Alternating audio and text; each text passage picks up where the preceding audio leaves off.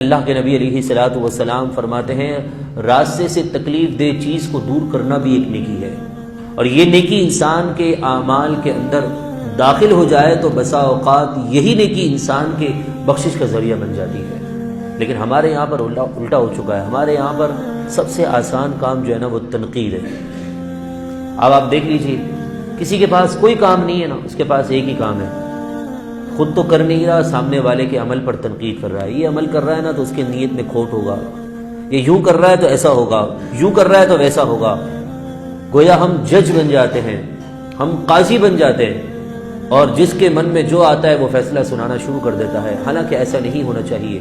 لیکن قرآن نے واضح طور پر فرما دیا، جو دنیاوی زندگی پر راضی ہو گئے، گرچہ ہم دنیاوی زندگی پر راضی نہیں، ہمارا ایمان اللہ تبارک و تعالیٰ پر قیامت پر ہے، لیکن ہمارے اعمال یہی بتا رہے ہیں کہ ہم مرنا نہیں چاہتے، ہمارے اعمال یہی بتا رہے ہیں کہ ہم قبر کی زندگی میں جانا نہیں چاہتے۔ ہم اپنی زندگی میں اتنے مست ہو گئے، اتنے مست ہو گئے کہ ہمیں شاید یہ بھی ہم بھول چکے ہیں کہ ہمیں بھی ایک دن اس دنیا کو چھوڑ کر جانا ہے۔ موت کتنی تیزی کے ساتھ آتی ہے، انسان کو پتہ بھی نہیں چلتا ہے۔ اللہ تبارک و تعالی ہمیں مرنے سے پہلے اپنی قبر کو روشن اور منور کرنے والے اچھے اعمال کی توفیق عطا فرمائے۔